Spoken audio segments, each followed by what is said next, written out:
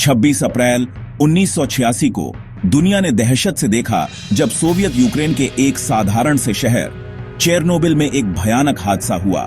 Chernobyl nuclear power plant में एक routine safety test दुनिया के सबसे बुरे न्यूक्लियर एक्सीडेंट में बदल गया, जिससे रेडियोएक्टिव मटेरियल हवा में फैल गया।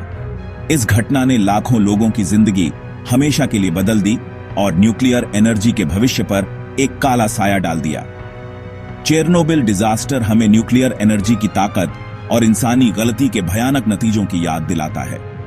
उस भयानक रात की घटनाएं आज भी हमें न्यूक्लियर सेफ्टी, इंसानों के हौसले और ऐसी त्रासदियों के लंबे समय तक रहने वाले असर के बारे में सोचने पर मजबूर करती हैं। चेरनोबिल डिजास्टर ने सिर्फ आसपास के इलाकों को ही नहीं, बल्कि पड़ोसी देशों और दूर दूर तक के इलाकों को भी प्रभावित किया। रेडिएशन का अदृश्य खतरा चुपचाप हवा और पानी के जरिए फैल गया, जिससे डर और अनिश्चितता का माहौल बन गया।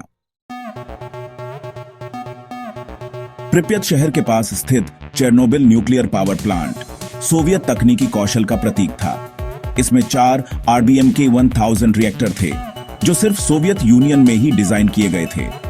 ये रिएक्टर शक्तिशाली तो थे, लेकिन इनमें डिजाइन की कुछ खामियां थीं, जिससे ये कम पावर पर अस्थिर हो जाते थे।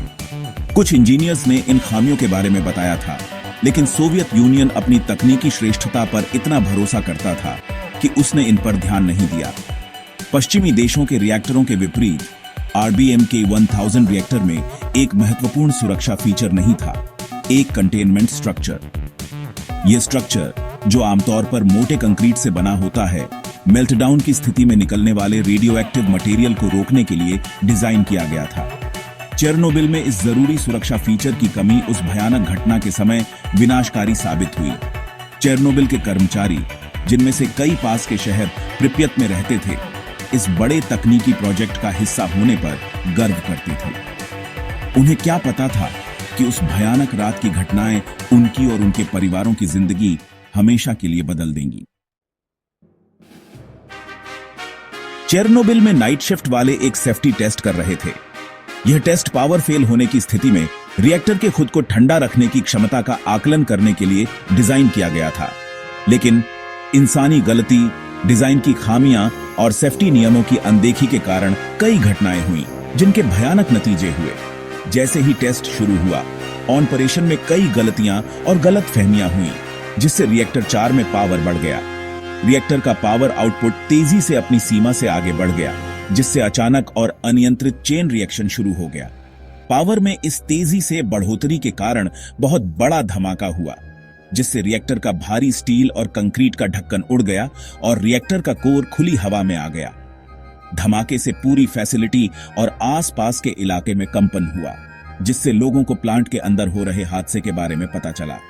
इसके तुरंत बाद पहले से भी ज्यादा जोरदार दूसरा धमाका हुआ, जिससे रेडियोएक्टिव मटेरियल का एक बड़ा गुब्बार हवा में फैल गया।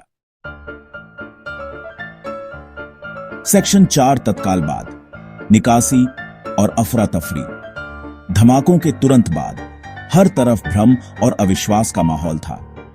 प्लांट ऑपरेटर्स, जिनमें से कई लोगों ने अपनी आंखों से यह भयावह दृश्य देखा था, इस हादसे की भयावहता को समझने के लिए संघर्ष कर रहे थे।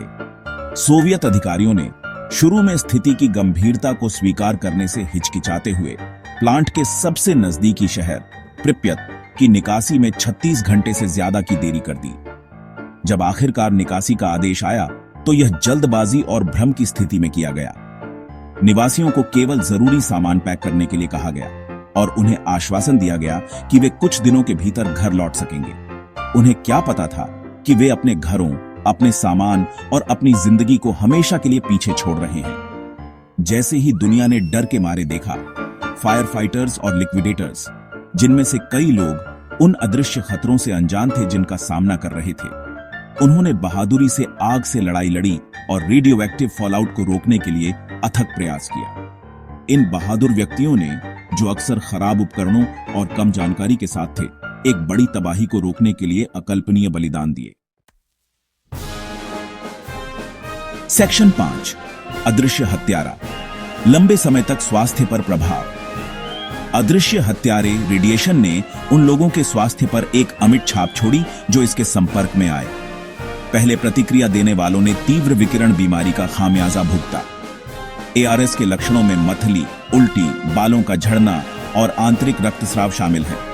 चेरनोबिल आपदा के प्रभावों का आज भी अध्ययन किया जा रहा है। रेडिएशन के संपर्क में आने से थायराइड कैंसर का खतरा बढ़ जाता है। बच्चे और किशोर थायराइड कैंसर से असमान रूप से प्रभावित हुए हैं। आपदा का मनोवैज्ञानिक प्रभाव गहरा रहा है। बचे हुए लोग उस भयानक दिन के आघात से जूझ रहे हैं। चेरनोबिल के निशान आपदा की स्थायी विरासत की याद दिलाते हैं। सेक्शन 6 पर्यावरण का घाव, संदूषण की विरासत। चेरनोबिल आपदा का पर्यावरण पर विनाशकारी प्रभाव पड़ा, जिसने कभी जीवंत पारिस्थितिकी तंत्र को भूतिया परिदृश्य में बदल दिया। विस्फोट और उसके बाद की आग ने रेडियो एक्टिव पदार्थ का एक गुब्बार छोड़ा, जो विशाल दूरी तक फैल गया, जिससे मिट्टी, पानी और वनस्पति दूषित हो गए। सबसे गंभीर रूप से प्रभावित क्षेत्र, जिसे अपवर्जन क्षेत्र के रूप में जाना जाता है, में चेरनोबिल संयंत्र के चारों ओर 30 किलोमीटर का दायरा शामिल है। इस क्षेत्र के भीतर, जो कभी जीवन से भरपूर था, विकिरण की उपस्थिति एक निरंतर खतरा है। वन्यजीव हालांकि अनुकूलन के लक्षण दिखा रहे हैं, फिर भी आनुवंशिक उत्परिवर्तन और असामान्यताओं की उच्च दर प्रदर्शित करते हैं। कभी हरे भरे जंगल आपदा के तुरंत बाद लाल रंग के हो गए, जिससे उन्हें भयानक उपनाम रेड फॉरेस्ट मिला। संदूषण अपवर्जन क्षेत्र तक ही सीमित नहीं है। रेडियो एक्टिव सामग्री जलमार्ग और वायु धाराओं के माध्यम से यात्रा करती है, जिससे यूक्रेन की सीमाओं से बहुत दूर के क्षेत्र प्रभावित होते हैं। इस व्यापक संदूषण के दीर्घकालिक पारिस्थितिक परिणामों का अभी भी अध्ययन किया जा रहा है, जो परमाणु आपदाओं के दूरगामी प्रभाव की कड़ी याद दिलाता है। सेक्शन 7 भविष्य की एक झलक। चेरनोबिल आज चेरनोबिल अपवर्जन क्षेत्र परमाणु आपदाओं की विनाशकारी शक्ति का प्रमाण है।